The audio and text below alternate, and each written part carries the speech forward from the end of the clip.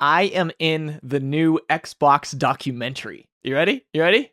Here it is. To make sure there is no power greater than X as we thought about the future. The most powerful console is a thing of beauty. I think the big thing for me is just games. It's like a second. The documentary is awesome, by the way. I really enjoyed it. I binged the whole thing last night. They're like 40-minute episodes, 6 episodes. You can watch them all on the Xbox YouTube channel. And obviously it's like produced by Xbox, so, you know, there's favoritism. There are points where I'm like, oh, okay, I rolled my eyes a bit. It got a little preachy, like we're the best Xbox. But there were some interesting stories in there, especially the first like 2 episodes I really, really, really liked. But yeah, that's pretty cool, eh? I had no idea about this until someone in my comment section on a previous video was like, yo, I bet you knew already, but you know you're in the Xbox documentary? I'm like, no? No? Do I need permission for that? How, I don't know. Cause it was outside and I guess I signed stuff to them, right? So like IGN had my rights in that clip, I guess, or something. I had to look it up and I found a picture of that interview coming out of the Xbox presentation at E3 2017. I want to say that was the year we saw Anthem first. I think, because I'm trying to think of what I was talking about there, and I'm pretty sure that was Anthem. Does that line up? Yes, Anthem reveal trailer 2017. That was totally that year. I'm impressed by that. I'm impressed I remember that. I miss E3.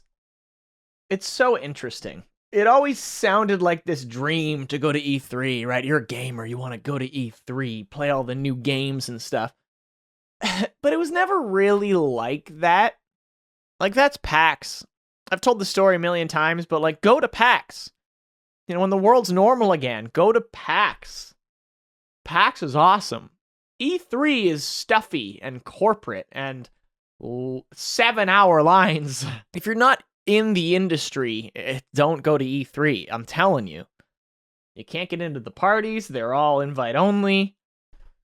Someone like me is very fortunate at E3. I love E3 for that reason. I love going to the $20 drink after party bar and just, rubbing elbows with all these cool game devs. Go to PAX.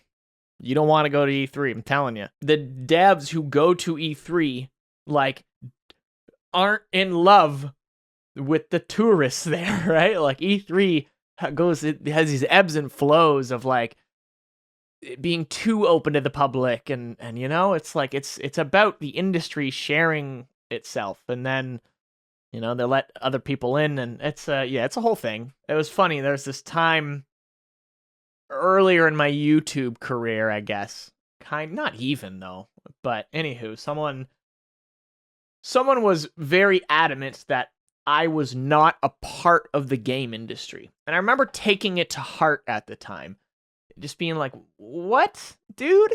Why would you say that, right? What?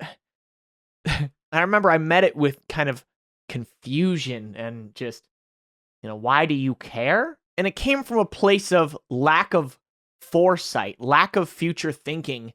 Even back then, this notion that YouTube was this greater marketing arm of the industry, which really led to this whole new era of like people like myself, like becoming consultants and things like that. Also, just haters, right? But it's funny thinking now that, it's so full circle. I am part of the Xbox documentary. 20 years, 2/3 of my life have been dedicated to Xbox and to Halo.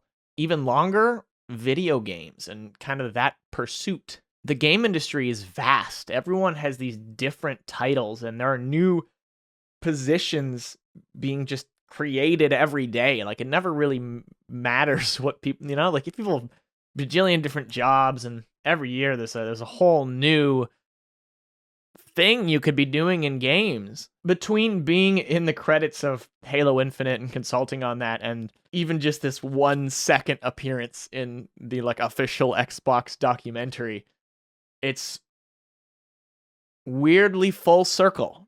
I feel like I can just put a cap on it, and be like, all right, we did it. We out. But it also made me think of the people that appeared in this documentary. It shows them all from, whatever years, 1980 to 2005 kind of thing. Microsoft employees. Kiki Wolf Kill's in it as well. Kiki's awesome. It's crazy to think there's these people, you think of them for like what their jobs are now, and you don't realize how many decades they've put into the industry, and they've kind of worked their way up, like Aaron Greenberg, right? Who's just such a big deal at Xbox, and he's had just a legacy with Microsoft. When you just like take on these challenges and do new things and just pad your resume, it just keeps going, right? Like that doesn't go away. Every journey you take, that it doesn't need to be successful, right? Like you learn from your failures. It's something you've done. Like I've now worked on 2 game projects that, you know, they flopped, right? Like they didn't take off. But invaluable experiences. And not only does that look good from a resume standpoint, but also monetarily, right? Like the more stuff you do and experience you have, you can, you know, if I can say I've been working on games for, you know, 2 decades, right? Like you can make more money doing that kind of thing, right? You're not entry level anymore. There's a higher expectation of you. Yeah, this whole video was just to be chuffed about appearing for a millisecond in the Xbox documentary and not knowing I was there. Get out there, follow your dreams, but be smart about it. I feel like I'm the only one to ever tell people, is this, like, if we're talking content creation and stuff, is the thing you're pursuing worth it? Will you have a chance there? Is it oversaturated?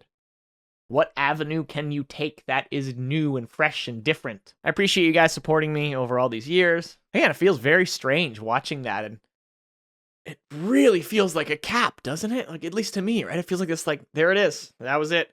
You know, credits to Halo Infinite, the Xbox documentary. That's my legacy. I'm not going anywhere, dude. I'm almost 30, not 30 yet, which, you know, if you're early 20s or something, that might seem old to you, but no, you know, we're all in the same boat here. 30 is young, and that's crazy. And I got a whole lot left to do.